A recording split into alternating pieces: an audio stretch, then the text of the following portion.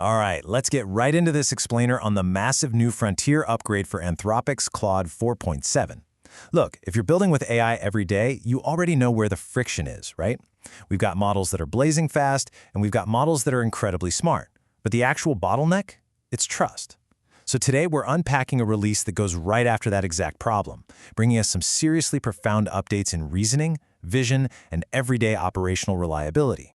This quote here, it absolutely nails the core paradigm shift we're talking about today. From a useful assistant I verify to a competent collaborator I spot check. Think about your workflow right now. How much time are you currently spending basically acting as the quality control department for your AI? Reading through code line by line, just praying it didn't hallucinate a variable? Or double-checking the math on a data extraction? The whole leap to 4.7 is about crossing that threshold. It's about finally getting to a point where you can stop painstakingly verifying every single detail and start just spot-checking the first draft on serious, high-stakes work.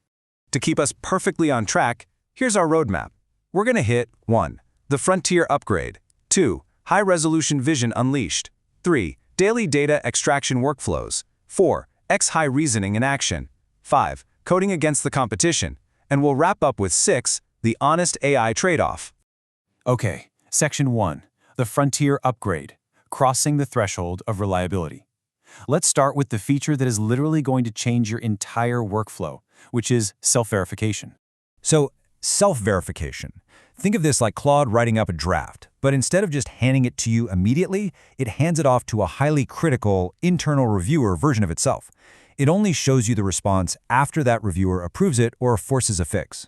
It's brilliant for catching its own errors. For example, in a stress test they ran involving a really messy prompt for a SQL query tracking weekly active users, the previous version, 4.6, confidently spit out a clean-looking query in 8 seconds. But it had a massive, fatal flaw. It silently dropped users in non-UTC time zones whose signups fell right on a weak boundary. That skewed the data by 12%. Claude 4.7, using this self-verification, took 22 seconds to respond. But when it did, it included an explicit note explaining that it actually caught its own date translation error during its internal review and fixed it before streaming the final query. Slower? Yes, but absolutely right. Let's look at how this plays out for professional engineering projects. In a test analyzing 20 complex TypeScript files for bugs, the previous model found 7 real issues. Sure, but it also hallucinated 3 false positives. Claude 4.7, it found 11 real issues and hallucinated exactly 0. When we're comparing these capabilities for real-world engineering, that 0 hallucinations mark is the whole ballgame.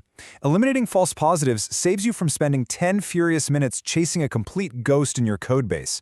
And honestly, keeping your sanity intact is vastly more valuable than just finding a few extra bugs. Moving on to Section 2. High-Resolution Vision Unleashed. No more downsampling dense data. Let's pivot to the visual side, because this builds into what might be the single biggest upgrade in the entire release. 2,576. Claude 4.7 now accepts images up to 2,576 pixels on the long edge. To put that into perspective, that is roughly 2.5 times the linear resolution and a whopping 6 times the total pixel count of the older model.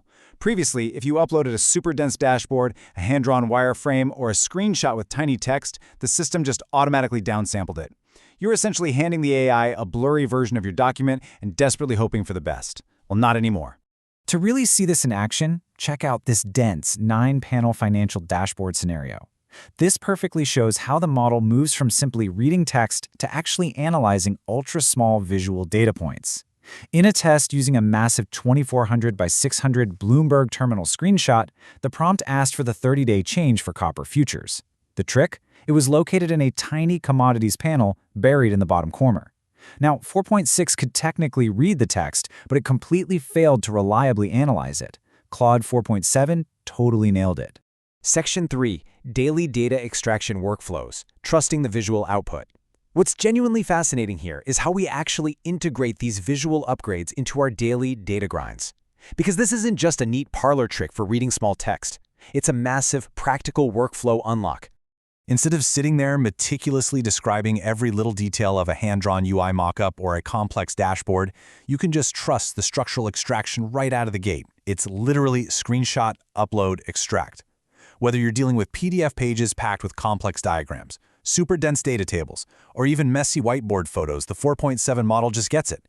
It maps the components logically. In one UI generation test, straight from a hand-drawn mobile app sketch, 4.7 recognized the layout, made sense of the components, and even generated totally logical button labels instead of giving you that generic button 1 placeholder text. And this pairs beautifully with its literal instruction following. Basically, 4.7 aggressively weights your explicit constraints. Older models had what I kind of consider a personality problem. You know, like an overly eager intern that just desperately wanted to be helpful.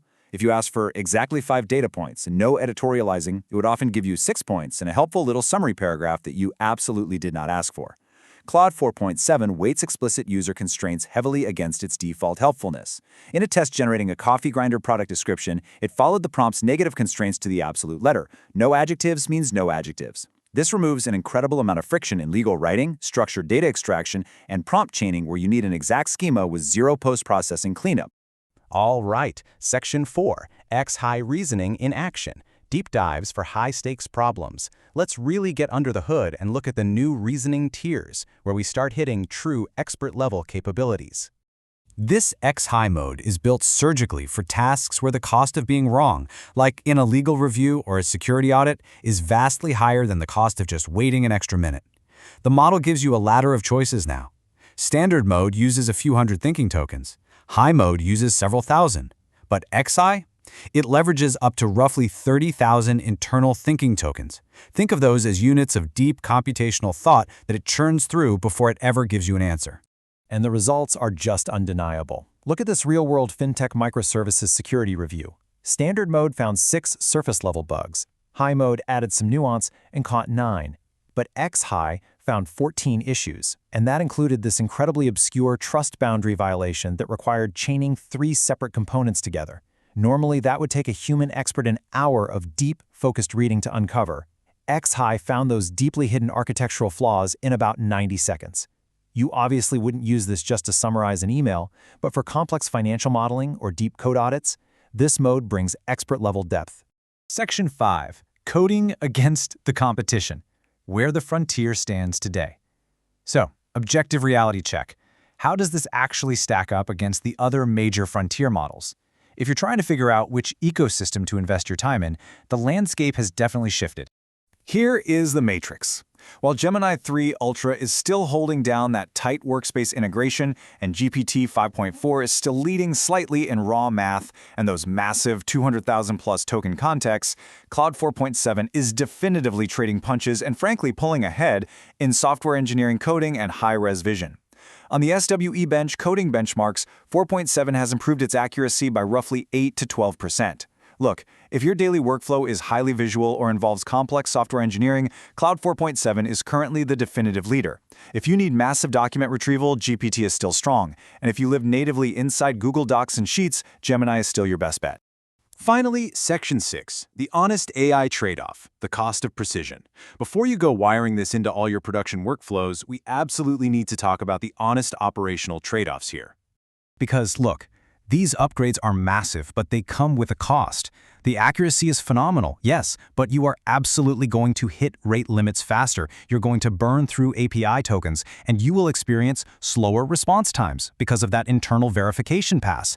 You've got to calibrate your expectations. For simple tasks, you won't even notice, but for complex logic, that internal verification can make responses 20 to 40% longer to generate. And if you're leaning heavily on that 30,000 token X-High reasoning mode, you are going to hit your message caps on the Pro tier way faster than you did on 4.6. Also, keep in mind, because of that incredibly strict instruction following, the writing tone can feel a bit flatter and less creative. It's highly disciplined for sure, but sometimes at the cost of flair. So, use those heavy reasoning modes surgically.